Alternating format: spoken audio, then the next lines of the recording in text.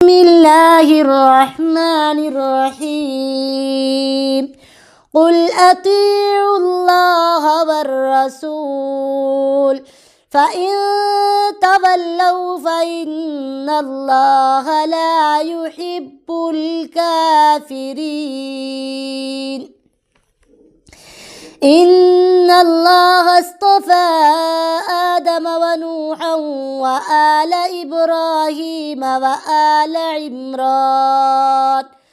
وآل عمران على العالمين ذرية بعضها من بعض والله سميع عليم.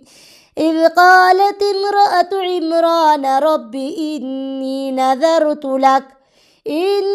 نذرت لك ما في بطني محررا فتقبل مني إنك أنت السميع العليم.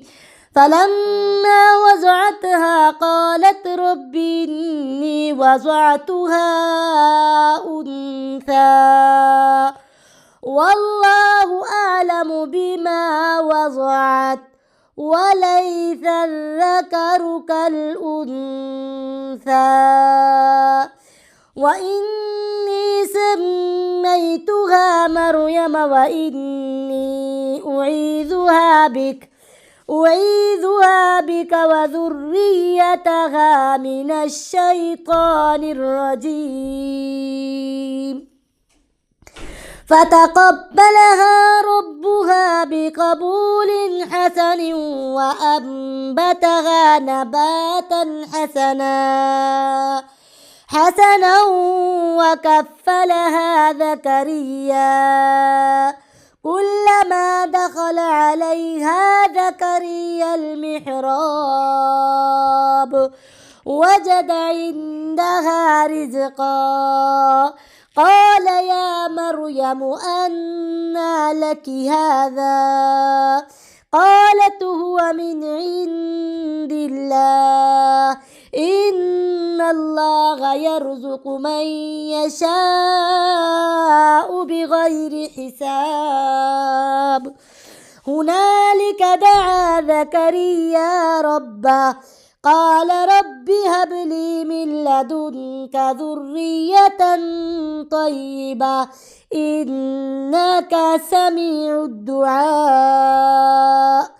فنادته الملائكة وهو قائم يصلي في المحراب أن الله يبشرك بيحيى مصدقا بكلمة من الله سيدا وحسورا ونبيا من الصالحين.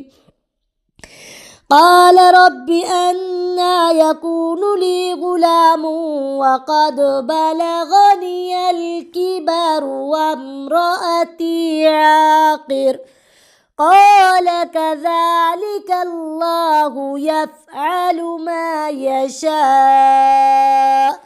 قال رب اجعل لي آية قال آيتك ألا تكلم الناس 3 أيام إلا رمزا واذكر ربك كثيرا وسبح بالعشي والإبكار. وإذ قالت الملائكة يا مريم إن الله اصطفاك وطهرك واصطفاك على نساء العالمين. يا مريم اقنتي لربك واسجدي واركعي مع الراكعين.